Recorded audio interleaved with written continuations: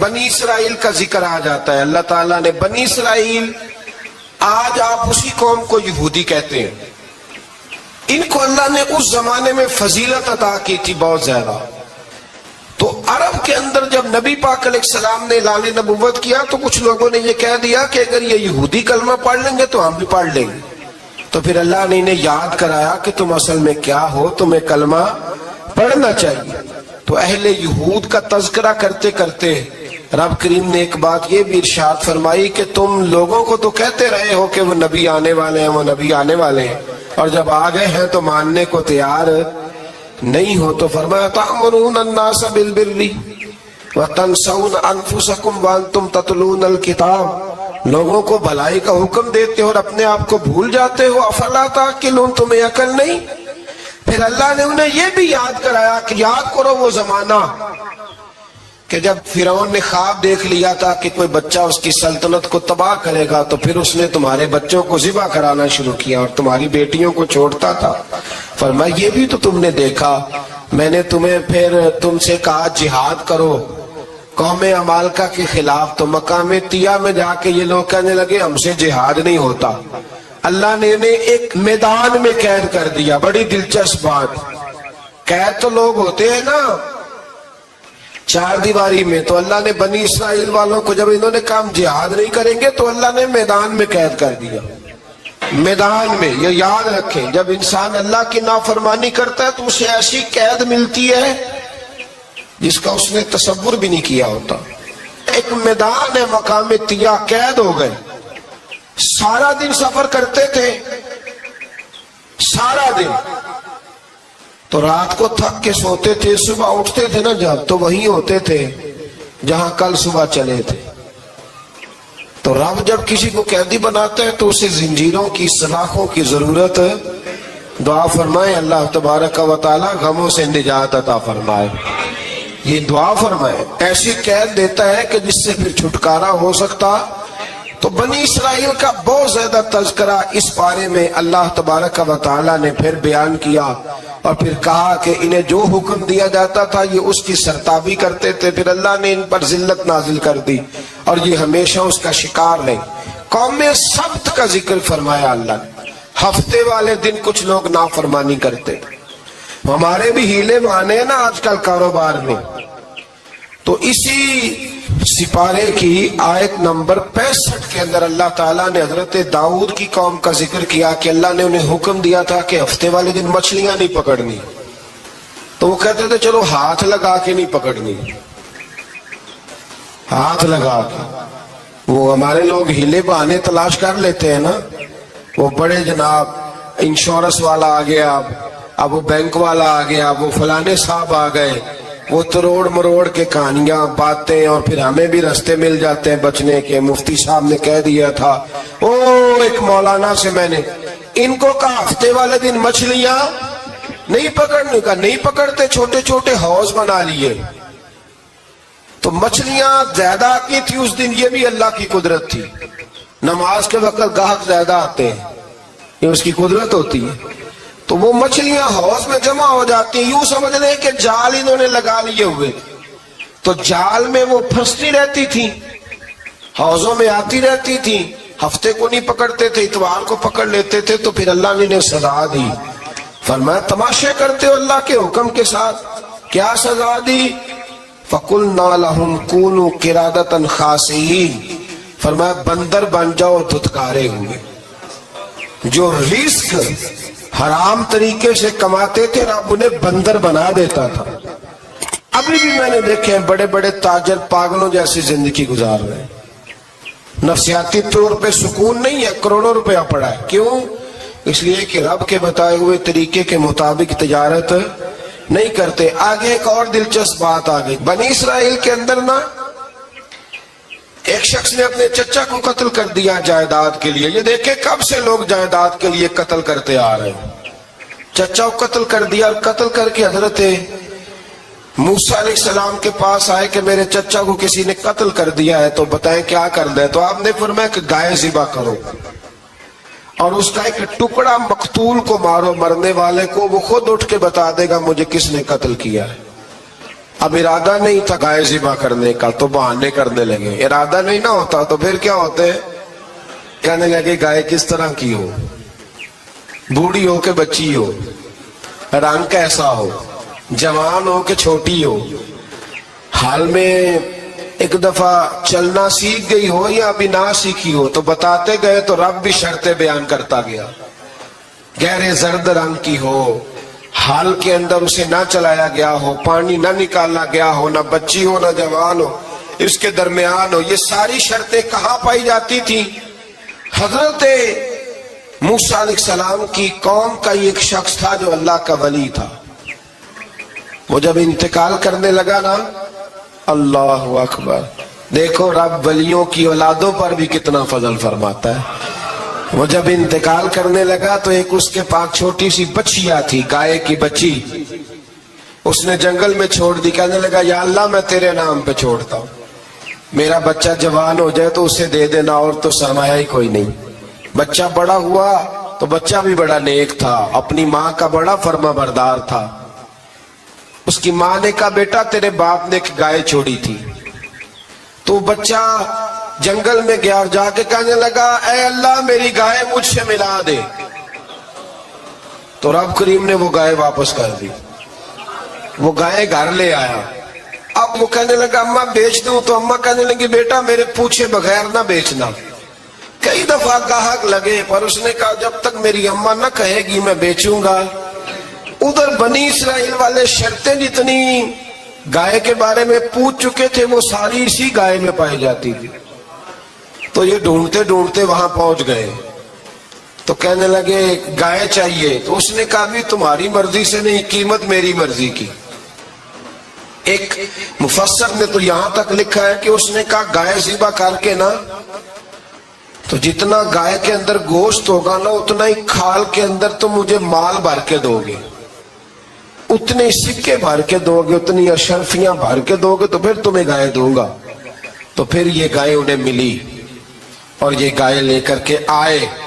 زیادہ سوالات نہ کرتے تو زیادہ الجھتے نہ. ہم بھی دین کے معاملے میں بڑے سوال جواب کرتے ہیں, اتنا سوال کریں جتنی اس کی ضرورت ہے. ان لوگوں نے سوالات زیادہ کیے تو پھر الجھ زیادہ گئے. تو میرے بھائی اس کا ذکر بھی اللہ تبارک و تعالیٰ نے پہلے پارے کے اندر بیان فرمایا. پھر اللہ کریم نے فرمایا کہ کچھ ایسے لوگ بھی ہیں یہودیوں میں سے جن کا دعویٰ ہو گیا ہے کہ ہم اللہ کے بڑے پیارے ہیں. فرمایا یہ صرف ان کے منہ کی باتیں ہیں, یہ تو قیامت میں پتہ چلے گا نا کہ اللہ کا پیار کس کے ساتھ زیادہ ہے. اور پھر یہ بھی یہودیوں نے دعویٰ کیا ہے. اسی پارے میں اللہ فرماتے ہیں کہ ان کا دعویٰ ہے کہ ہم اللہ کے بڑے پیارے ہیں, جنت میں ہم ہی جائیں گے. تو اللہ فرماتے ہیں پھر مرنے کی دعا تو کرو, جنت میں تو مار کے جانا ہے نا. لیکن رب فرماتے ہیں یہ کبھی مرنے کی دعا نہیں کریں گے, اس لیے کہ انہیں پتہ ہے کہ ہم نے آخرت کے لیے کیا بھیجا. لیکن جی پہلا حکم آ گیا یا ایھا الذین آمنوا کہہ کے پہلی آیت قرآن پاک کی پہلے سپارے میں پہلی آیت جس میں اللہ نے کہا یا ایھا الذین آمنوا. تو پہلا حکم آمنوا کہہ کے آیت نمبر 104 میں جو اللہ نے حکم دیا ہے نا وہ نبی پاک کی تعظیم کا حکم ہے.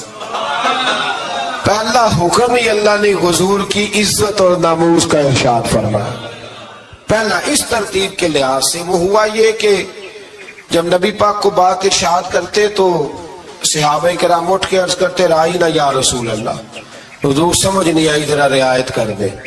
تو یہودیوں کی عبرانی زبان کے اندر نہ ذرا کھینچ کے پڑھتے تھے رائینا, تو اس کا معنی بنتا تھا معاذ اللہ اے ہمارے چرواہے. بکریاں چرانے والے کو بھی وہ رائینا کہتے تھے. تو جب صحابہ یہ کہنے لگے تو اللہ نے منع ہی کر دیا. فرمایا میرے محبوب کے غلاموں اس لفظ کے پیچھے چھپ کے, اس لفظ کے پیچھے چھپ کے لوگ میرے نبی کی بے ادبی کر جاتے ہیں. تو جس لفظ کا کوئی ایک معنی بے ادبی والا بنتا ہو وہ لفظ بھی میرے نبی کے لیے نہ کہو. لفظ وہ والے کہو جس میں کوئی بے ادبی کا معنی نکلے نہ. یہاں لوگوں نے بڑے بڑے لفظ نہیں بول دیے پھر کہتے میرا مطلب یہ تھا, میرا مطلب وہ تھا. تو نے وہ لفظ بولا کیوں جس کا کوئی غلط مطلب بھی نکل سکتا تھا. اللہ نے فرمایا یا ایھا الذین آمنوا لا تقولوا رائینا, اے ایمان والو رائی نہ کہو ہی نہ. تو یا اللہ کیا کہیں؟ فرمایا وقول انظرنا، تم کہو یا رسول اللہ ایک نظر فرمائیے. انداز دیکھیے، انظرنا ایک نظر. تو ہمارے بزرگ تو پہلے ہی بڑے پیار والوں نے کہہ دیا یا رسول اللہ انظر حالنا. کہتے کہاں سے لاتے ہو جملے؟ میں نے کہا اللہ کی کتاب سے. یا رسول اللہ انظر حالنا یا حبیب اللہ اسمع قالا. تو تم کہو انظرنا، محبوب نظر کرم کریں. واسمعوا، اور کیا ضرورت ہے دوبارہ پوچھنے کی؟ اللہ کہتا ہے پہلے ہی دھیان سے سنا کرو، پہلے ہی واسمعوا، پہلے ہی احتیاط سے سنو. وللکافرین عذاب علیم، اور کافروں کے لیے دردناک عذاب ہے. لے جی اسی پارے میں اللہ تبارک و تعالیٰ نے پھر اہل یہود کا ذکر کیا. تو یہود کہنے لگے کہ ہم حضرت ابراہیم کے ماننے والے ہیں. تو اللہ کریم نے وہ بھی ذکر کیا کہ میں نے تو ابراہیم کو آزمایا ہے. وَإِذِ ابْتَلَىٰ إِبْرَاهِيمَ رَبُّهُ بِكَلِمَاتٍ فَأَتَمَّهُنَّ، ہم نے ابراہیم کو کچھ چیزوں سے آزمایا ہے، وہ ہماری آزمائش پہ پورے اترے. قَالَ إِنِّي جَاعِلُكَ لِلنَّاسِ إِمَامًا، تو پھر ہم نے انہیں کہا کہ ہم آپ کو پوری دنیا کا امام بنائیں گے. وہ آزمائش کیا تھی؟ آگ میں جانا بھی آزمائش، بیٹے کا نہ ہونا بھی آزمائش. بیٹا ہوا تو پھر اسے وادی غیر ذی زرع ان میں چھوڑ کے آنا بھی آزمائش. بڑا ہوا تو پھر ذبح کرنا بھی آزمائش. فرمایا جہاں جہاں آزمایا ہے نا، ابراہیم ہماری آزمائش میں پورے اترے. فرمایا تو مفت میں حضرت ابراہیم کی اولاد بنتے ہو اور ان کا نام لیتے ہو اور ان کے ساتھ اپنا تعلق بناتے ہو، دیکھو تو صحیح وہ کتنی آزمائشوں سے گزرے. تو اس کا بھی اللہ نے اسی میں ذکر فرمایا. اور پھر وہ بات کرتے تھے حضرت یعقوب کی اور حضرت اسحاق کی. تو فرمایا وہ تو ہمارے اتنے خاص بندے تھے کہ وصال کے وقت بھی انہوں نے اپنی اولادوں کو نصیحت فرمائی تھی کہ اللہ کی توحید پہ قائم رہنا. اس کا ذکر بھی اللہ نے اسی پارے میں بیان فرمایا. اور جو حضرت ابراہیم اور جناب اسماعیل نے کعبہ تعمیر کیا تو اس کا ذکر بھی اللہ تعالیٰ نے اسی پارے میں فرمایا. فرمایا جب وہ کعبہ بنا رہے تھے تو کہہ رہے تھے ربنا تقبل منا، کہہ رہے تھے اے اللہ بنا ہم نے دیا ہے پر مہربانی فرما ہم سے قبول فرما لے. تو جو آیہ کریمہ آخر میں عرض کرنا چاہتا ہوں اس پر بھی تھوڑی توجہ فرمائیں گے تو بات بڑی نکھر کے باہر آئے گی. یہ 16ویں رکوع کے اندر اللہ نے پھر یہود کا اور عیسائیت کا ذکر فرمایا. تو اللہ کریم نے ایک بات ارشاد فرمائی. یہودیوں کے ہاں جب کوئی بچہ پیدا ہوتا تھا پیلے رنگ کے ساتھ اس کو رنگتے تھے، یا کوئی خاص رنگ تھا ان کا. بچہ پیدا ہوتا تو اس پر وہ رنگ چڑھاتے کہ یہ جی ہمارے مذہب کا رنگ ہے. ہمارے ہاں بھی رسمیں ہیں نا اپنی اپنی، معاذ اللہ اپنی اپنی نہیں ہونی چاہیے، اللہ رسول کا حکم ہونا چاہیے. تو یہودیوں کے ہاں بچہ پیدا ہوتا تو ایک خاص رنگ چڑھاتے، عیسائیوں کے ہاں پیدا ہوتا تو وہ بھی ایک خاص رنگ چڑھاتے. تو مسلمانوں کے ہاں بچے پیدا ہوئے تو انہوں نے بھی توجہ کی کہ یہ کیا ہو رہا ہے. تو رب کریم نے فرمایا صبغۃ اللہ، رنگ اللہ کا ہی ہے. ومن احسن من اللہ صبغہ، اور فرمایا اللہ کے رنگ سے زیادہ خوبصورت کس کا رنگ ہو سکتا ہے؟ اللہ کا رنگ کیا ہے؟ لا الہ الا اللہ محمد الرسول اللہ صلی اللہ علیہ. فرمایا نیلے پیلے کالے رنگ نہ چڑھاؤ، اپنے ذہن پر توحید و رسالت کا رنگ چڑھاؤ. یہ سب سے بہترین رنگ ہے. اگر تمہارے ذہنوں پر رب رسول کی توحید کا رنگ چڑھ گیا تو یہ وہ والا رنگ ہے، پھر تمہیں کسی اور رنگ کی طرف جانے کی ضرورت نہیں پڑے گی. تو فرمایا رنگ وہ پیدا کرو جو توحید کا ہے، رسالت کا ہے، اس رنگ کی توجہ کرو. قرآن مجید کے اس پارے میں اللہ کریم نے مختلف باتیں بیان کر کے آخری رکوع میں یہ جو رنگ کا ذکر فرمایا نا تو یہ لگتا ہے پورے پارے کا خلاصہ ہے. اعلیٰ حضرت بریلوی رحمت اللہ علیہ کے سامنے کسی نے یہ شعر پڑھا تھا کہ شان یوسف جو دبی وہ بھی اسی در پہ دبی.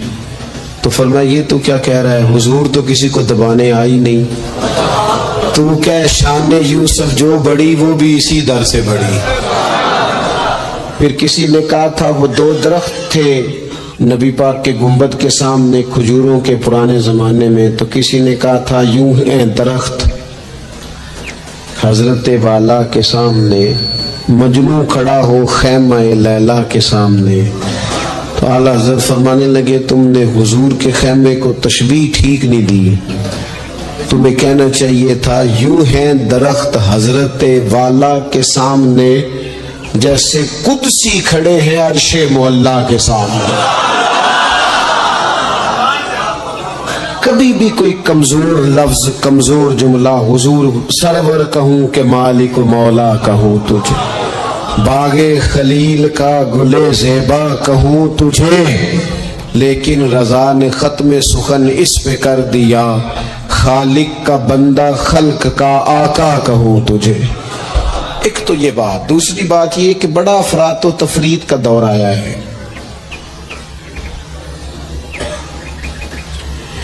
جس کو بھی لڑانا ہوتا ہے وہ مذہبی بنیادوں پہ لڑانا شروع کر دیتا ہے، مذہب کے نام پر لوگوں کو ایموشنل کرنا اور مذہبی بنیادوں پر تفریق پیدا کرنا، یہ بڑی گھناؤنی سازش ہوتی ہے۔ کبھی بھی کوئی ایسا کام نہ زندگی میں کریں، کبھی بھی، کہ جس کے اندر معاملہ اس طرح کا ہو۔ اپنا قد اونچا کرنے کے لیے کبھی بھی مذہب کا سہارا نہ لیں، اپنی ذاتی لڑائیوں کو کبھی مذہب کا رنگ نہ دیں، اس میں کبھی بھی دین کی بنیادوں کو نہ لے کے آئیں، کوئی ایسا کام نہ کریں۔ آپ کی کسی سے ذاتی دشمنی ہے تو اسے شمر یزید کہنے کی ضرورت نہیں ہے، آپ ذاتی بات کریں اس کے ساتھ جو کرنی ہے۔ نبی پاک علیہ الصلوۃ والسلام کہ صحابہ اور اہل بیت کے نام پر لوگ ذاتی لڑائیاں لڑتے ہیں، خدا را اس سے بچو۔ یہ جو حضور کی اولاد پاک ہے نا، جو نبی پاک کی، میں اللہ کے گھر میں مسجد میں بیٹھا ہوں، میرے مرشد کی اولاد کیا اس دروازے سے جو گزر جائے وہ بھی میرے لیے قابل احترام رہا، اور میرے استاد صاحب کے بچے، میں آپ کو دیانتداری سے کہتا ہوں کبھی آ جائیں تو مجھے سمجھ نہیں آتی میں بٹھاؤں کہاں، اس لیے کہ اصلہ نال جے نیکی کریے اور نسلاں تاک نہیں بھول دے۔ استادوں کے بچے آ جائیں تو بٹھانے کو جگہ نہیں ملتی، اگر استادوں کے بچوں کا یہ حال ہے تو رسول پاک کی اولاد کا کیا حال ہونا چاہیے۔ نبی پاک کی اولاد پاک کے بارے میں کبھی بھی اپنی طبیعت میں کوئی کمزور بات نہ رکھنا۔ نبی کریم نے فرمایا اے اللہ یہ میرے حسن اور حسین ہیں، میں ان دونوں سے محبت کرتا ہوں، تو بھی ان سے محبت فرما۔ اور پھر محبوب فرمانے لگے اے اللہ جو میرے حسن حسین سے محبت کرے تو ان سب سے بھی محبت فرما۔ اس طرح حضور کی اولاد پاک کا احترام کرنا ہے نا، بالکل اسی طرح میرے نبی پاک کے صحابہ۔ زمانہ چراغ لے کے ڈھونڈے گا نا، وفا کی ساری تاریخیں جہاں دم توڑ جائیں گی وہاں سے جناب صدیق اکبر کا آغاز ہوتا ہے۔ دم توڑ جائیں گی جہاں ساری چیزیں، ابو بکر صدیق، جناب صدیق اکبر۔ او دوستو اتنے بڑے لفظ نہیں ملیں گے کبھی بھی کہ حضور فرماتے میرے پاس جس کے پیسے آئے میں نے امانت سمجھ کے خرچ کیے، ابو بکر کے آئے تو میں نے اپنے سمجھ کر خرچ کیے۔ حضرت ابو بکر صدیق کی اور پھر سیدنا فاروق اعظم۔ آپ نے بھی حدیث سنی ہوگی، میں نے حضور نے فرمایا کہ شیطان عمر کو دیکھ کے رستہ بدل جاتا ہے۔ پہلے یہ حدیث پڑھا سنا کرتے تھے، اب اس طرح کا تجربہ ہوا ہے کہ بات ہی کھل گئی ہے۔ وہ صرف حضرت عمر کو دیکھ کے رستہ نہیں بدلتا، حضرت عمر کا نام بھی لے تو رستہ بدل جاتا ہے۔ تو یقین کریں ہم نے لوگوں کو رستے بدلتے دیکھا ہے، نام لے لے حضرت عمر کا، شیطان رستہ بدل گیا۔ اور سیدنا عثمان غنی،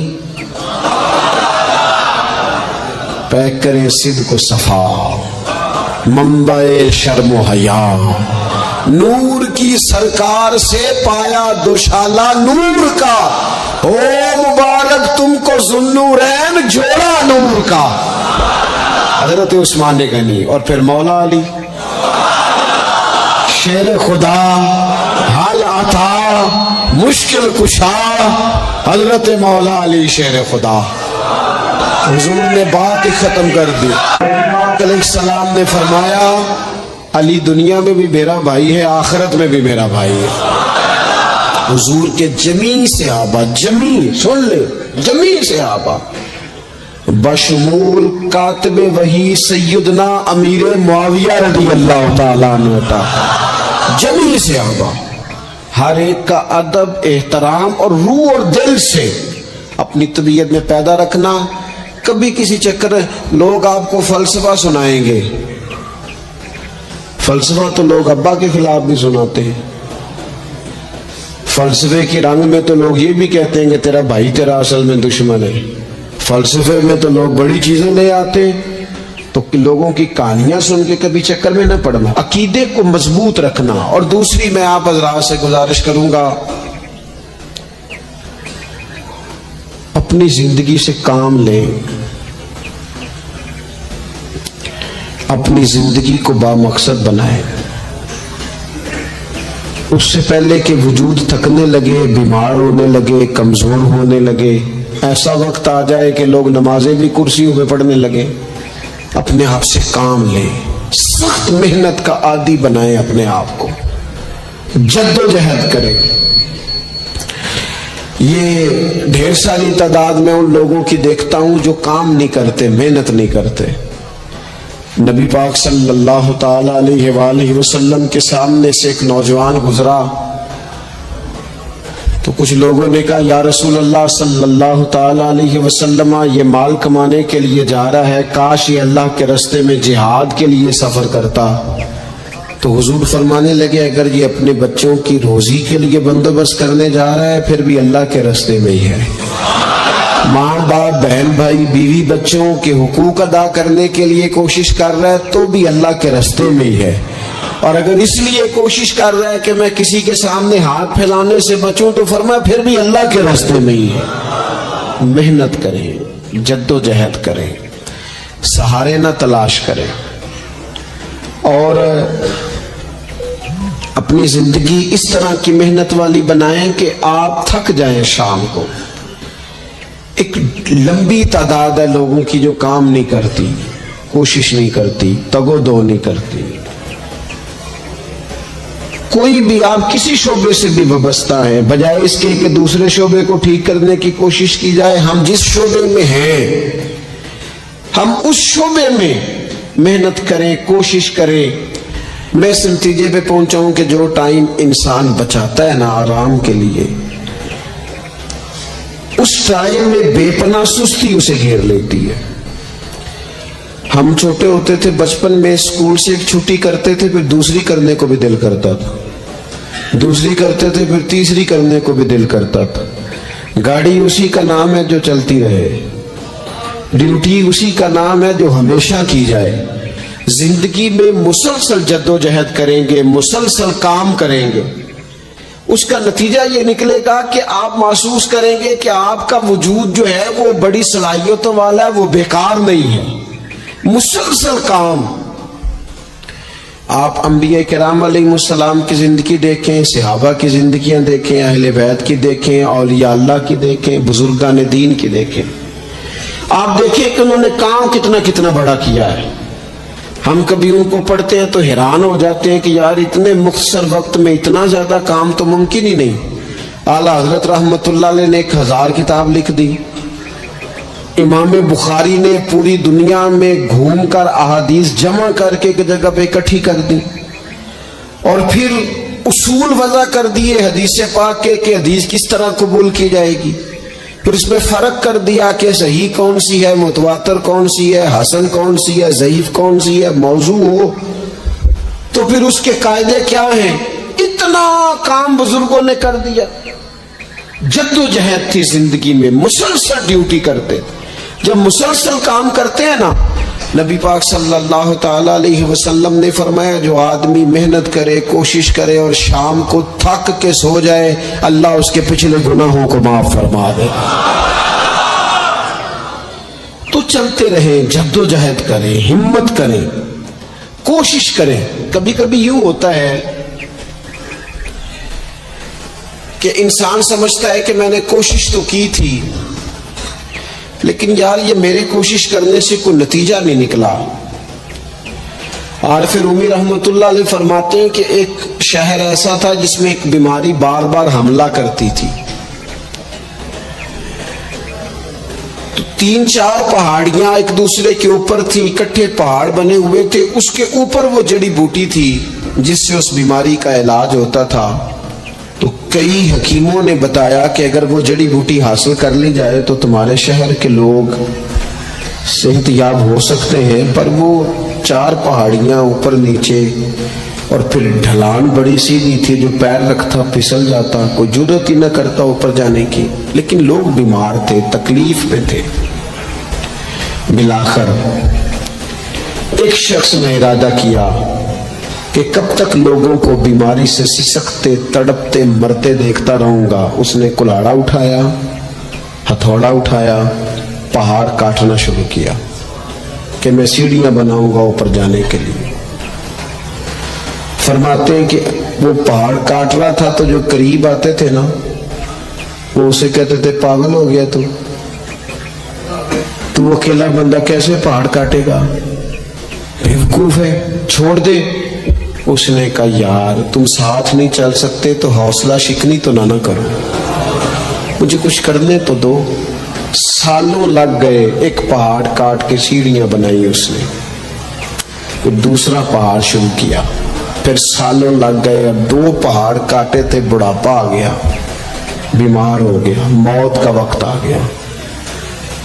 اب چونکہ سیڑھیاں بن گئی تھی تو 2 پہاڑ کٹ گئے تھے، وہاں تک لوگ آنے جانے لگے تھے۔ این اس وقت جب وہ دنیا سے جا رہا تھا پھر بھی کچھ لوگ حوصلہ شکنی کر رہے تھے، اسے کہہ رہے تھے خدا کے بندے کیا نتیجہ نکلا۔ کچھ لوگوں کی ڈیوٹی ہوتی ہے اپوزیشن کا کردار ادا کرنا، وہ ہر موقع پر حوصلہ شکنی کرتے۔ اب اس پر آخری وقت آ گیا ہے، باوجود اس کے کچھ لوگوں نے جا کے کہا کیا نتیجہ نکلا جی، تیرے اوپر موت کا وقت آ گیا ہے، تو اوپر تک تو جا نہیں سکا، فائدہ کیا ہوا؟ وہ کہنے لگا بیوقوفو تمہیں پتہ ہی نہیں میں کامیاب ہو کے جا رہا ہوں۔ انہوں نے کہا کس طرح؟ کہنے لگا میں نے آدھا سفر آسان کر دیا ہے، اب جو میرے بعد آئے گا نا اسے 0 سے نہیں شروع کرنا پڑے گا، میں نے آدھا سفر اس کے لیے آسان کر دیا۔ وہ تیسرے پہاڑ سے شروع کرے گا، 2 کاٹے گا تو جڑی بوٹی تک پہنچ جائے گا، لوگوں کو شفا ہونے لگے گی اللہ کے فضل سے۔ ہم پتہ کیا کرتے ہیں، بالخصوص میرے وطن کا رواج یہ ہے کہ لوگ آدھا سفر بھی آسان کرنے کو تیار نہیں، وہ کہتے نہیں سارا ہی فلانا کرے گا۔ جتنے انبیاء دنیا میں آئے نا میرے دوستوں وہ سارے کامیاب گئے، لیکن کسی کے ساتھ 4 امتی، کسی کے ساتھ 10، کسی کے ساتھ 100، کسی کے ساتھ 200، لیکن نبی کامیاب گئے۔ کیوں؟ کہ اللہ تعالیٰ نے جو ان کے ذمہ ڈیوٹی لگائی تھی وہ ڈیوٹی انہوں نے پوری ذمہ داری سے سر انجام دی۔ اس ڈیوٹی میں انہوں نے کبھی کوئی کمی دکھائی تو اپنی زندگی میں جد و جہد کریں، کام کریں، بیٹھ کر صرف بات نہ کریں، تنقید نہ کریں، بیٹھ کر صرف منصوبہ بندی نہ کریں۔ اور میرے ملک میں بالخصوص یہ کام ہوتا ہے، تبصرے کرو، چینل کھولو، تنقید کرو، اندر کی خبر لے کے آؤ، کوئی کہانی سناؤ، کوئی نئی سٹوری بناؤ، لیکن کام نہ کرو۔ بڑی خوبصورت بات کی شاعر نے، اس نے کہا شکوائے ظلمت شب سے تو کہیں بہتر تھا، اپنے حصے کی کوئی شمع جلاتے جاتے۔ لوگ تعلیم نہیں حاصل کر رہے تو بھئی آپ ایک بچے کا خرچ اٹھا لیں، کسی غریب کا آپ اسے پڑھا دیں، ایک بندہ تو آپ کی وجہ سے تعلیم یافتہ ہو جائے۔ لوگوں کو کھانا نہیں مل رہا، بھوکے مر گئے لوگ، حکومتیں کچھ نہیں کر رہی، آپ 10 بندوں کی ذمہ داری اٹھا لیں، آپ غریبوں کو دیکھ لیں، 10 لوگوں کے گھر میں آپ کھانا پہنچانا شروع کریں، اور یہ ہوتا رہا ہے، لوگ یہ کام کرتے رہے، یہ ڈیوٹیاں ہمارے بزرگوں نے سر انجام دی ہے، 2 کر کے 4 کر کے 6 کر کے انہوں نے کام کیا ہے۔ اپنی ذمہ داری کا احساس کریں، مسلسل کام کریں، مسلسل جد و جہد کریں، مسلسل ڈیوٹی کریں۔ اور پھر میری تیسری گزارش آپ سے یہ ہے کہ جس طرح آپ اپنے گھر میں آپ کی ذمہ داریاں ہوتی ہیں، اور اگر آپ ذمہ داری ادا نہیں نہ کرتے تو احتجاج ہوتا ہے۔ ماں کو ٹائم نہیں دیتے تو ماں بھی احتجاج کرتی، گھر والی کو ٹائم نہیں دیتے تو وہ بھی احتجاج کرتی ہے، دوستوں کو وقت نہیں دیتے تو وہ بھی اس کا شکوہ کرتے ہیں۔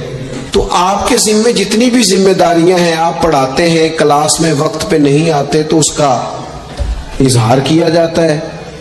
ہم نے اپنے ذمہ جو ذمہ داریاں لی ہے پوری کرتے ہیں۔ میں آج آپ کو یہ پیغام دینا چاہتا ہوں کہ ایک ڈیوٹی دین کی بھی اپنے ذمہ لیں، ایک ڈیوٹی، ایک کام اپنے ذمہ لے لیں۔ آپ اپنے علاقے کی مسجد میں جھاڑو دینے کی ڈیوٹی لے لیں۔ آپ یہ ذمہ داری لے لیں کہ مجھ سے کچھ نہیں ہو سکتا تو میں ہفتے کے بعد مسجد میں جاؤں گا اور قرآن مجید کو میں صاف کر کے جھاڑ پونچھ کے ترتیب کے ساتھ مرتب کروں گا۔ مجھے اگر ناظرہ قرآن مجید ٹھیک پڑھنا آتا ہے تو میں 10-11 بچوں کا روز سبق سنوں گا، آگے پڑھاؤں گا۔ کوئی ذمہ داری لے، دین کی کوئی ڈیوٹی اپنے ذمہ لے۔ اگر مالی طور پر آپ تعاون کر سکتے ہیں تو کسی جگہ، کسی مسجد میں، مدرسے میں، خیر کے کسی کام میں شامل ہو جائیں۔ دین اسلام کے ساتھ عملاً تبلیغ میں اپنا کام کریں، ذمہ داری ہر دنیا کا کام مینج کر کے مرتب کر کے کیا جانے لگا ہے۔ معیشت ہو، معاشرت ہو، تعمیرات ہو، دین کا کام ہے وہ اسی طرح چل رہا ہے۔ محفل آ گئی، برکت کے لیے محفل کر لو، جمعہ آ گیا پڑھ لو، تراویح ایک حافظ صاحب مقرر کر لو۔ بھئی آپ اس کو مینج کریں، ساری دنیا میں چیزیں مینج کی جاتی ہیں، آپ اسے مینج کریں۔ آپ خطیب صاحب سے فرمائش کریں کہ مجھے آپ جمعے والے دن اس موضوع پر کچھ سنائیں۔ آپ مسجد کے امام سے اس بات کی فرمائش کریں کہ آپ تراویح میں جو قرآن مجید سنائیں گے مہربانی کریں میں اس کا خلاصہ بھی بیان کر کے سنائیں۔ آپ تھوڑی کوشش کریں گے تو آپ دیکھیں گے کہ بیان کرنے والوں کا بھی ذوق بڑھے گا۔ کچھ تھوڑی ذمہ داری کا احساس کریں۔ صحابہ کرام نے بڑی منصوبہ بندی کے ساتھ دین پھیلایا، بڑی جد و جہد کی۔ انہوں نے دیکھا کس علاقے میں ہم نے جہاد کے لیے جانا ہے، کس میں تبلیغ کے لیے جانا ہے، کس علاقے میں کس طرح کر کے ہم نے ڈیوٹی سر انجام۔ مصر میں ایک شہر ہے، اس کا نام ہے فسطاط، وہ کہتے ہیں گھونسلے کو، پرندوں کے گھونسلے کو۔ حضرت سعد بن ابی وقاص رضی اللہ تعالیٰ عنہ اپنی فوجیں لے کے وہاں گئے تھے۔ آپ نے وہاں خیمہ لگایا، کچھ دن وہاں قیام کرنا تھا، آپ کا وہاں خیمہ تھا۔ وہاں آ کے کبوتر بیٹھنے لگے، ایک کبوتری نے انڈے بھی دے دیے، وہاں گھونسلہ بن گیا۔ اب آپ جب وہاں سے ہجرت کرنے لگے نا، آگے بڑھنے لگے، تو دل میں خیال آیا کہ خیمے اکھاڑتے ہیں، چلتے ہیں۔ جب وہ خیمے اکھاڑنے لگے تو دیکھا اوپر تو گھونسلہ بنا ہے، اس میں تو کبوتر رہتے ہیں، ان کے بچے بھی ہیں۔ حضرت سعد بن ابی وقاص نے 2 فوجیوں کے ذمے لگایا، فرمایا یہاں تم پہرے دار بن کے کھڑے ہو جاؤ، یہ خیمہ اکھاڑا نہیں جائے گا، اس کو یہی لگا رہنے دیں گے تاکہ یہ کبوتر جو ہیں انہیں تکلیف نہ ہو۔ وہ 2 فوجی وہیں رہے، خیمہ لگا رہا، وہاں پانی کا بندوبست کیا جاتا رہا، خوراک کا بندوبست کیا جاتا رہا۔ قریب بستیوں سے جب لوگوں نے دیکھا نا یہاں لوگ موجود ہیں تو لوگوں نے وہاں آ کے مکان بنانے شروع کر دیے۔ وہ ایک پرندے کے گھونسلے کی حفاظت کے لیے کچھ دیر 2 سپاہی رکے تھے، اللہ نے وہاں پورا شہر آباد فرما دیا ہے۔ تو آپ ایک گھونسلے کی حفاظت شروع کریں، انشاءاللہ شہر آباد ہو جائیں گے۔ لیکن ہم گھونسلوں کی حفاظت کرنے کو بھی تیار ہیں۔ اب چوتھی بات آپ کی خدمت میں عرض کرنی ہے، ایک ضروری کام بڑی بڑی توجہ کے ساتھ آپ نے سمجھنا ہے، تھوڑا سا اس کے پس منظر کو سمجھ لیں۔ جو آیہ کریمہ میں نے تلاوت کی ہے اس کا حصہ بھی اسی میں آئے گا۔ دنیا کا نظام نہ دو طریقوں سے چلتا ہے، ایک ہے نظام اسباب اور ایک ہے نظام غیب۔ ایک نظام اسباب سے چلتا ہے کہ آگ جلاتی ہے، پانی ٹھنڈا کرتا ہے، انسان ماں باپ کے ملاپ سے پیدا ہوتا ہے۔ دنیا نظام اسباب سے چلتی ہے اور اسی ترتیب سے نظام آگے چل رہا ہے۔ اور ایک ہے نظام غیب، جب اللہ اپنی رحمت کا فیصلہ فرمائے تو ایک نظام وہ بھی ہے۔ وہ کیسے ہے؟ آگ جلاتی ہے لیکن جب رب چاہے نا تو حضرت ابراہیم کے لیے ٹھنڈی ہو جاتی ہے۔ یہ کیا ہے؟ یہ نظام غیب ہے۔ نظام اسباب یہ ہے کہ ماں باپ کے ملاپ سے اولاد پیدا ہوتی ہے، اور اگر رب چاہے نا تو حضرت عیسیٰ علیہ السلام کو بغیر باپ کے بھی پیدا فرما دیتا ہے۔ ہم جو مسلمان ہیں نا، ہماری ساری کی ساری توجہ نظام اسباب پہ ہو گئی ہے۔ اسباب پورے جمع کرو لیکن اپنے رب کی بارگاہ کی طرف رجوع بھی کرو۔ کئی دفعہ نا اسباب سارے بندے کے ہاتھ سے چھوٹ جاتے ہیں، پھر اسے ضرورت ہوتی ہے دست غیب کی، اللہ اس کی مدد کرے۔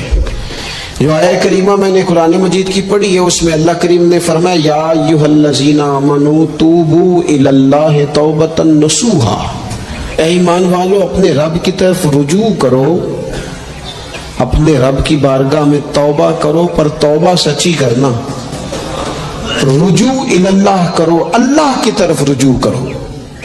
بعض اوقات سارے نظام ختم ہو جاتے ہیں، نظام اسباب، اس وقت ضرورت ہوتی ہے رجوع الی اللہ کی کہ نظام غیب آئے۔ حضرت سارہ رضی اللہ تعالی عنہا جو جناب ابراہیم علیہ السلام کی اہلیہ ہیں، آپ ایک رستے سے گزر رہی تھی، حضرت ابراہیم علیہ السلام آپ کے ساتھ تھے، تو جس رستے آپ تشریف لے جا رہے تھے اس رستے میں بادشاہ بڑا ظالم تھا، وہ معاذ اللہ تعالیٰ ثم معاذ اللہ عورتوں کو گرفتار کر لیتا اور اپنی بدباطنی کا ثبوت دیتا۔ وہاں سے جناب سارہ گزری، مسند امام احمد بن حنبل سے یہ حوالہ عرض کر رہا ہوں، حضرت سارہ کو اس نے گرفتار کر لیا۔ جب وہ جناب سارہ کی طرف بڑھنے لگا تو اب وہ جتنے اسباب تھے نا اس وقت کے وہ سارے اختیار کیے گئے، لیکن اس بادشاہ سے جان نہیں چھوٹی۔ جب وہ بڑھنے لگا تو جناب سارہ نے پھر رب کریم کی طرف رجوع کیا، مصلی پہ بیٹھ گئی، کہنے لگی مالک اب تو ہی کرم فرمانے والا ہے۔ آپ نے اس درد سے دعا فرمائی کہ وہ بادشاہ زمین پر بے ہوش ہو کے گرا اور تڑپنے لگا، قریب تھا کہ وہ مر جائے۔ تو حضرت سارہ پھر مصلی پہ بیٹھی اور اپنے مالک کی بارگاہ میں عرض کرنے لگی مالک اگر یہ مر گیا تو مجھ پہ الزام آئے گا کہ میں نے مارا ہے، اسے مارنا بے ہوشی فرما۔ وہ بے ہوش ہو گیا، تھوڑی دیر کے بعد ہوش آیا تو پھر آپ کی طرف بڑھنے لگا، تو آپ نے پھر اللہ کی جانب رجوع کیا۔ جب دوبارہ رب کریم کی جانب رجوع کیا تو پھر وہ بے ہوش ہوا۔ کئی دفعہ وہ کوشش کرتا لیکن آپ جب اپنے مالک کی بارگاہ میں ہاتھ اٹھاتی تو بے ہوش ہو کے گر پڑتا۔ بالآخر آپ سے معافی بھی مانگی، آپ کو آزاد بھی کیا۔ ایک وقت ایسا آتا ہے جب سارے اسباب جواب دے جاتے ہیں۔ ہم مسلمان ملک میں رہتے ہیں، کچھ باتیں بڑی خوب ہیں۔ میں نے دیکھا ہے کہ ڈاکٹر جب سمجھ آتا ہے نا کہ رپورٹس، ادویات، ٹیسٹ اب اس نتیجے پہ پہنچ گئے ہیں کہ شاید یہ مریض بچے گا نہ، تو چونکہ مسلمان ملک ہے تو میرے وطن کے ڈاکٹر ایک خوبصورت جملہ بولتے ہیں، مجھے بڑا پسند ہے. وہ یہ نہیں کہتے اب کچھ نہیں ہو سکتا، وہ کہتے ہیں آپ دعا کریں. کیا مطلب کہ اب رجوع اللہ کا وقت آ گیا ہے. ہمارے پاس جو شعور تھا، علم تھا، وہ ہم نے خرچ کر دیا. اب ٹائم ہے کہ رجوع اللہ کریں آپ اللہ کی بارگاہ. یہ بڑا خوبصورت جملہ ہے. اچھی باتوں کا بھی تو ذکر کرنا چاہیے نا. یہ خوبصورت جملہ ہے کہ آپ دعا کریں. ایک وقت آتا ہے جب دعا کی ضرورت ہوتی ہے، دستے غیب کی ضرورت ہوتی ہے. نبی پاک علیہ السلام 313 کو لے کے جب میدان میں آئے تھے تو ظاہری اسباب تو یہ تھے کہ 1000 سے مقابلہ کیسے ہوگا. تو پھر میرے کریم نے پتہ کیا کیا؟ حضور نے پھر رب کریم کی طرف رجوع فرمایا، اور پھر اللہ کی مدد فرشتوں کی صورت میں آئی. ایک خاتون تھی حضرت زنیرہ رضی اللہ تعالی عنہ، یہ صحابیہ ہیں، یہ مسلمان ہو گئی. کفار نے انہیں مارا، تکلیف تھی، بڑی اذیت سے گزری، یہاں تک کہ ان کی بینائی چلی گئی. جب نظر آنا بند ہو گیا نا تو دور تھا مکے کا، کفار کی عورتوں نے معاذ اللہ تانا دیا کہ دیکھا نا لات و منات، یہ ان کے بتوں کے نام ہے. معاذ اللہ، لات و منات تیری نظر لے گئے، اب تو کیا کرے گی؟ تو انہوں نے جب یہ تانا دیا تو جناب زنیرہ رضی اللہ تعالیٰ عنہ نا ایمان، عقیدہ، یقین، توکل، اللہ کی بارگاہ کی طرف رجوع، سارے حوصلے جمع کر کے کہنے لگی چپ کرو، اگر میرا رب چاہے گا تو اسی طرح میری آنکھیں واپس لوٹا دے گا. پورے توکل سے. اور پھر آپ نے دعا مانگی، اے اللہ مہربانی فرما، یہ مجھے تانا دیتے ہیں کہ اگر تو نے دل مسلم کی دل جوئی نہیں تو تانا دیں گے بت کے مسلم کا خدا کوئی نہیں. مالک مہربانی فرما. وہ رجوع اللہ کیا، رات کو سوئی تھی تو آنکھوں میں روشنی نہیں تھی، جب صبح اٹھی تو دونوں آنکھوں کو اللہ نے روشن فرما دیا تھا. میں عرض کر رہا ہوں کہ وقت ہے ہمارے اوپر کہ اب ہمیں اپنے رب کی بارگاہ کی طرف رجوع کرنا چاہیے. جب بندہ اللہ کی جانب رجوع کرتا ہے نا، نبی پاک علیہ السلام نے فرمایا جب تم استغفار کرتے ہو نا تو اللہ ہر مشکل سے نکلنے کے لیے تمہیں رستہ عطا فرماتا ہے، اور اللہ تمہیں وہاں سے رزق عطا کرتا ہے جہاں سے تمہارا کبھی گمان بھی نہیں گیا ہوتا. کبھی نہ توجہ کریں، جب پوری طرح ٹوٹ جائے نا پھر توجہ کریں رب کی جانب. جب پوری کوشش کریں کام نہ ہو تو پھر بیٹھ جائیں اپنے مالک کی بارگاہ میں. مالک اسباب جمع کر لیں، اب تو مدد فرما. جب پوری طرح حضرت ابراہیم علیہ السلام کے پاس مہمان بڑے آیا کرتے تھے، مہمان نواز بھی بڑے تھے، بغیر مہمان کے کھانا ہی نہیں کھاتے تھے، بڑے مہمان نواز تھے. تو قحط پڑ گیا مصر میں، غلہ ہی نہیں ملتا. حضرت ابراہیم کا ایک دوست تھا، آپ فلسطین میں تھے، وہ مصر میں تھا.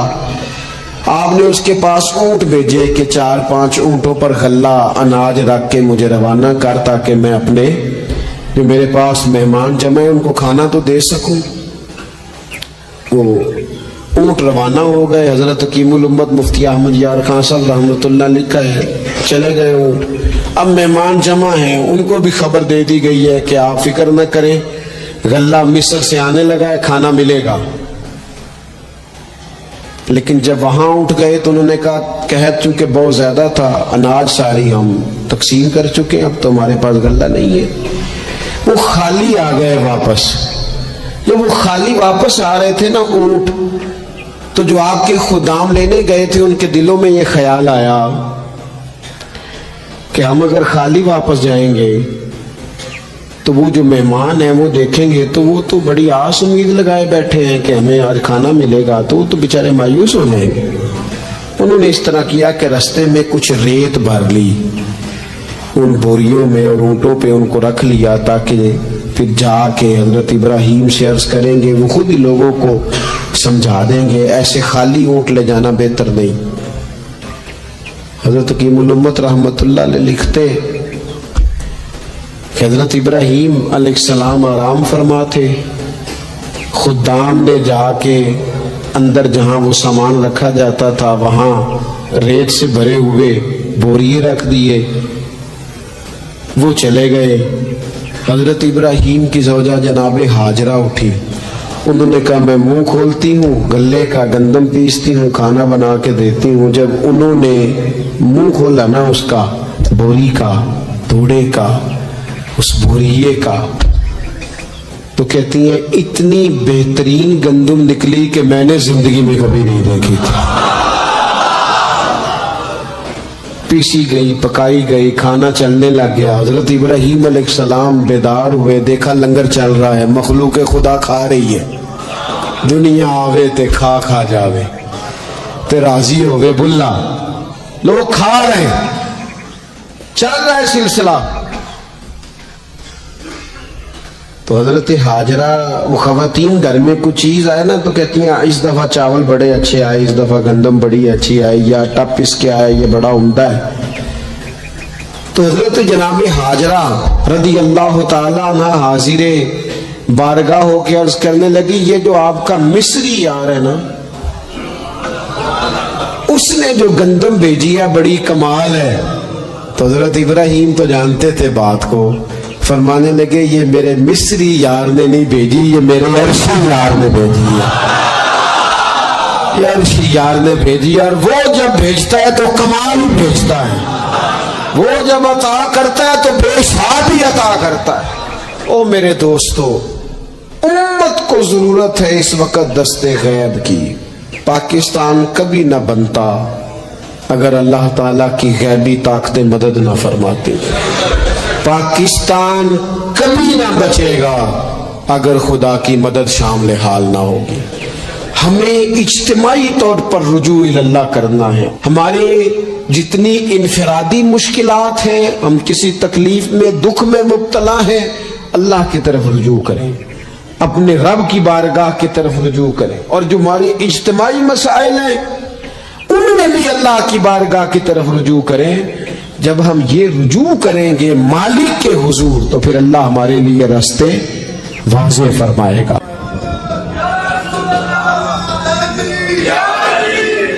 سنیں عزیزو، کہا جب تیری اور تیری ماں کی سوچ میں، اور نبی پاک صلی اللہ علیہ وسلم نے فرمایا ہے جتنے بھی گناہ انسان کرتا ہے نا، اللہ کریم سزا کو روک دیتا ہے، قیامت میں سزا دے گا۔ اور جو ماں باپ کا نافرمان ہے نا، اس کو دنیا میں بھی سزا ملے گی۔ جو ماں باپ کا نافرمان ہے اسے دنیا میں بھی، آپ یقین کریں بچے تھوڑا سا پڑ جاتے ہیں بیچارے، تو ماں باپ سے کہتے ہیں ابا جی تسی پرانے دور دے ہو، تانوں کی پتا ہوئے، اور تجھے پتہ ہی نہیں بھائی، تجھے خبر ہی نہیں، یہ پرانے دور کے نہیں، تو بیوقوفوں کے دور کا ہے۔ حضرت مالک بن دینار فرماتے میں نے 60 حج کیے، ایک حج کے موقع پر میں نے بڑا رش دیکھا، لاکھوں کا اجتماع ہوا۔ میری باتوں کی سمجھ تو آ رہی ہے نا آپ دوستوں؟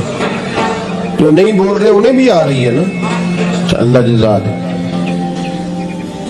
کہتے لاکھوں کا مجمع تھا، تو میرے دل میں خیال آیا، میں نے کہا اے اللہ، اتنے لوگ آئے ہیں، ان کا حج قبول بھی ہوا کہ نہیں؟ فرماتے میں سوچ رہا تھا تو رات کو نا خواب میں نے کسی کہنے والے کو کہتے ہوئے سنا کہ سب کا قبول ہو گیا ہے۔ بلخ کا رہنے والا محمد بن ہارون بلخی ہے، اس کا حج قبول نہیں ہوا۔ فرماتے شہروں کے علیحدہ علیحدہ خیمے لگتے تھے، اب بھی آپ حج کرنے جائیں تو پاکستانیوں کی رہائشیں علیحدہ ہوتی ہیں، انڈین کی علیحدہ، بنگلہ دیش کے علیحدہ، مصری، یمنی، سب لوگ علیحدہ علیحدہ رہائشیں ہوتی، جھنڈے لگے ہوتے ہیں ملکوں کے۔ کہتے میں نے سویرے اٹھ کے ڈھونڈنا شروع کر دیا، ڈھونڈتا ہوں وہ بندہ ملے، کہتے ہیں جہاں بلخ شہر کے لوگ رہتے تھے وہاں چلا گیا تو میں نے لوگوں سے پوچھا تم میں محمد بن ہارون بلخی کون ہے؟ لوگ کہنے لگے وہ تو بڑا نیک آدمی ہے، پرہیزگار ہے، بڑے بولے بالے، بڑے اللہ والے، ریاض آپ کو بس ہم ہی جانتے ہیں، وہ تو بڑا نیک ہے، پرہیزگار آدمی۔ کہ میں نے کہا اچھا کہاں ہے؟ انہوں نے کہا پہاڑ کے پیچھے اس نے خیمہ لگایا ہوا ہے، ساری رات عبادت کرتا ہے، سارا دن روزہ رکھتا ہے، قائم اللیل ہے، صائم الدہر ہے۔ کیا بات؟ فرماتے ہیں میں ان لوگوں کی بات سن کے حیران ہو گیا کہ مجھے کیا بتایا گیا، یہ کیا کہہ رہے ہیں؟ فرماتے ہیں میں پہاڑ کے پیچھے گیا۔ حضرت مالک بن دینار علیہ رحمہ فرماتے ہیں جب میں وہاں پہنچا تو میں نے اس شخص کو مصلی پہ بیٹھے دیکھا، کثرت عبادت کے آثار اس کے وجود پر نظر آ رہے، سیدھا بازو اس کا کٹا ہوا تھا۔ فرماتے 2 رکعتیں مکمل کر کے نا میں نے اس سے السلام علیکم کہا تو مجھے کہنے لگا وعلیکم السلام، آپ مالک بن دینار ہیں؟ میں نے کہا بڑی اس کی فراست ہے۔ فرماتے پھر اس نے ٹھنڈی سانس لی، کہنے لگا آپ کو خواب آئی ہوگی کہ میرا حج قبول نہیں ہوا۔ فرماتے ہیں مجھ پر اور بجلی گری کہ کیا کہہ رہا۔ فرماتے میں نے کہا یار لوگ بھی تیری تعریف کر رہے ہیں اور تیری بصیرت بھی بڑی ہے، تو یہ ماجرا کیا ہے؟ کہنے لگا آپ نہ پوچھیں۔ یہ کہہ کے اس نے رونا شروع کیا، دیر تک روتا رہا۔ میں نے کہا نہیں یار تو بتا۔ کہنے لگا نہیں آپ نہ پوچھیں، آپ ناراض ہو گئے۔ میں نے کہا میں نہیں ہوتا، تو بولنا۔ کہنے لگا حضور 24 سال ہو گئے مجھے حج کرتے ہوئے، 24واں حج ہے میرا، اور ہر سال کوئی اللہ کا ولی آ کے بتاتا ہے کہ جا چلا جا تیرا کوئی نہیں قبول ہوا۔ بے پرواہی ویک سجن دی جتھے کسے دی پیش نہ جاوے، انہیں تاجہ والے در در رولے تے منگتے تخت بٹھاوے، آزم کسے نو کارا ملدا ہی کوئی کعبے و خالی آوے۔ کہتے ہیں اس نے مجھے کہا حضور 24واں حج ہے، ہر سال کوئی بتاتا ہے۔ میں نے کہا تیری غلطی۔ کہنے لگا میں اپنی ماں کا نافرمان۔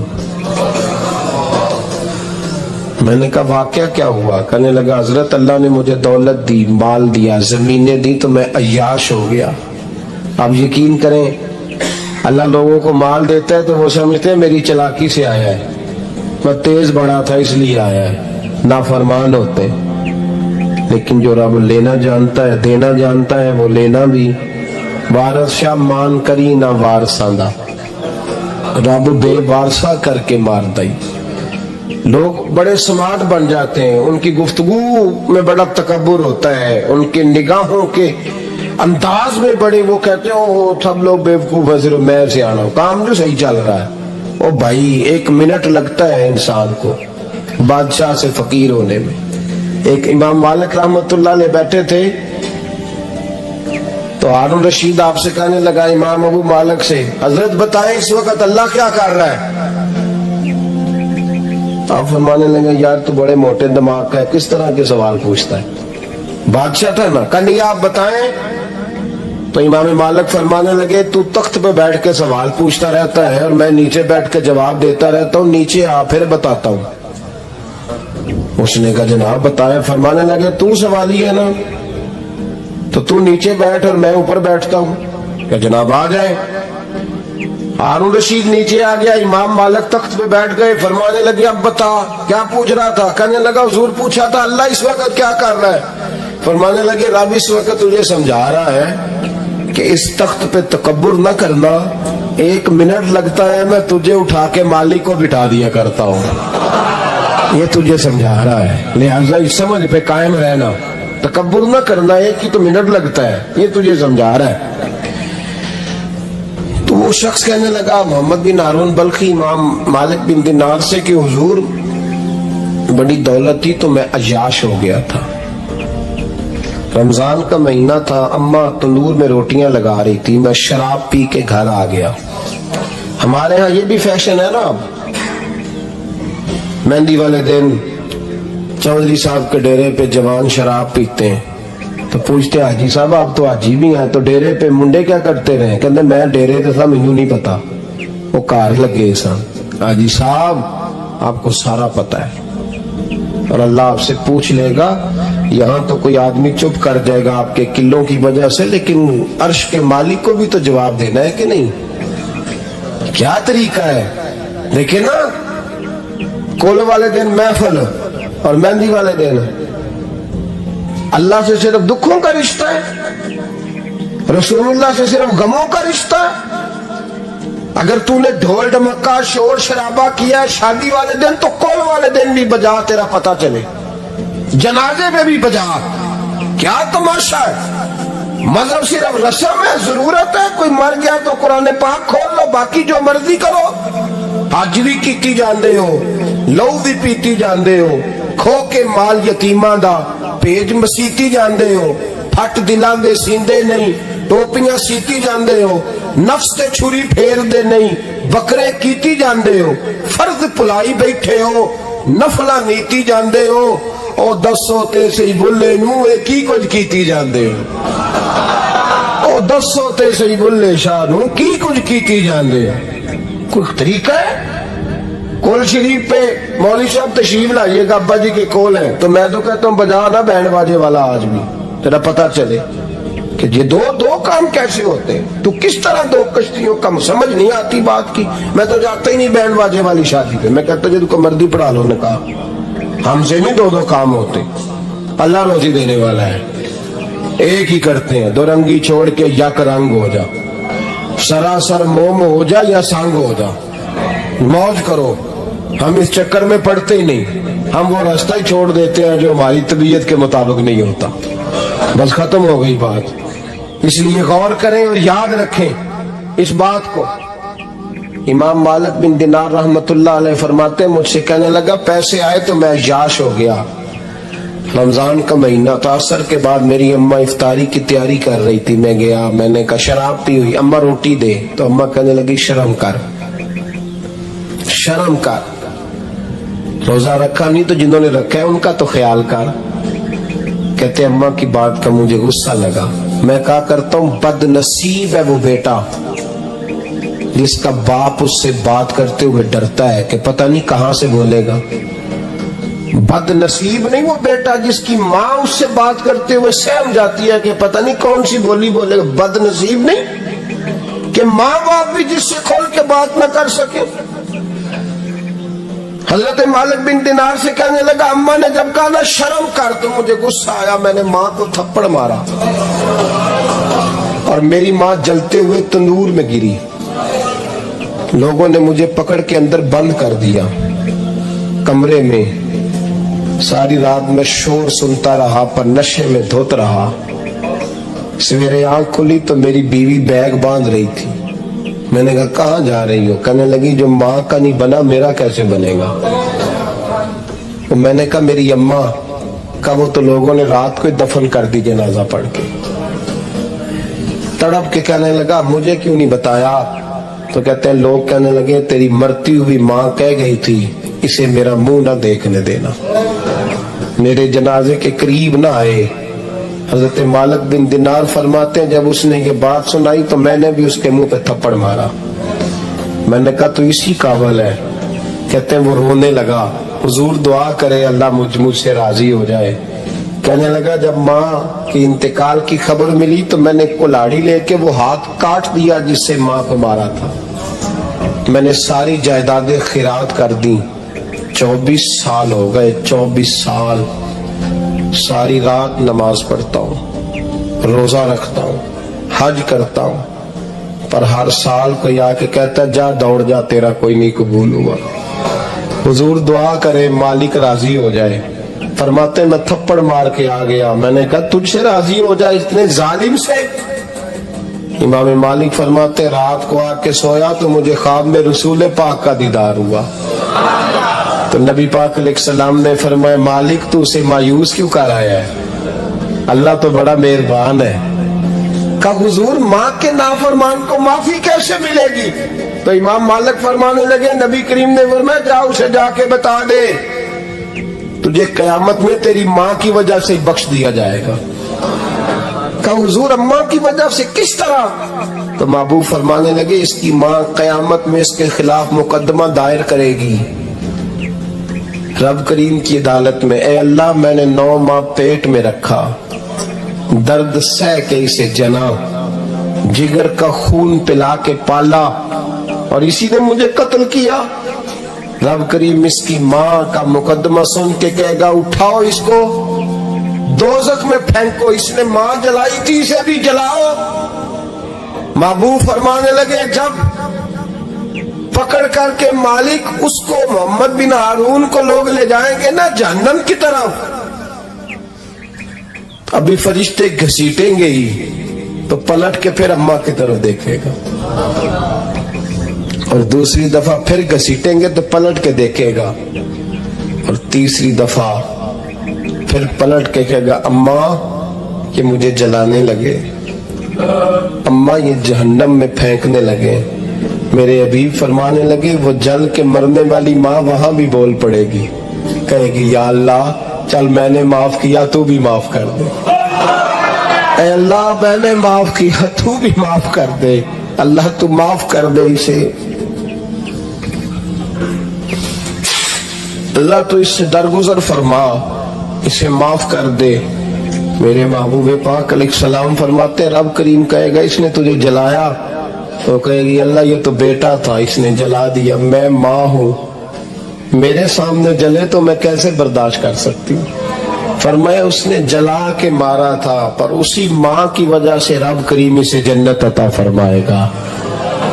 پلٹا جا کے ماں کے پیروں میں بیٹھ، جا سویرے ان پڑھ باپ سے دعا کرایا کر، جا بالکل انگوٹھا چھاپ باپ سے صبح دعا کرایا کر، دیکھ رب کریم تیرے لیے رحمتوں کے دروازے کھول دے گا۔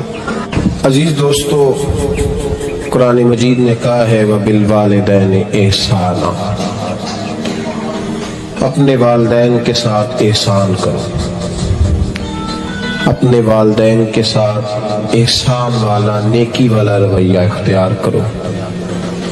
اس آیہ مقدسہ پر بہت سارے لوگوں نے بہت کچھ کہا ہے، لیکن علامہ سید محمود آلوسی اندلسی رحمۃ اللہ علیہ نے فرمایا موبائل فون سائلنٹ کر دیں، اور یہ جو ویڈیو بناتے تھک جاتے ہیں دوست موبائل فون والے، یہ میرا خیال ہے ویڈیو والے بھائی سے ہی کوئی رابطہ شابطہ کر لیں تو تھکاوٹ نہیں ہوگی، بنی بنائی مل جائے گی۔ تصویریں اتنا زیادہ ضروری نہیں جتنی ہم نے ضرورت بنا لی، بس ٹھیک ہے ضرورت کے تحت ٹھیک ہے، اتنا زیادہ اس پہ فوکس نہ کریں ورنہ اصل کام رہ جاتا ہے۔ ہم نے تو دل میں سجا رکھی ہے تصویر یار،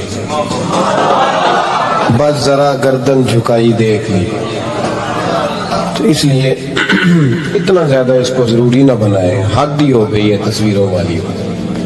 میں تو گزارش کرتا رہتا ہوں کہ اشتہار بھی بغیر فوٹو کے چھپے تو زیادہ اچھا لگتا ہے، اور میری یہ بھی رائے رہتی ہے کہ تھوڑا نام لکھا جائے، محمد اجمل قادری سے بھی لوگوں کو پتہ چل ہی جائے گا کون سا آ رہا ہے۔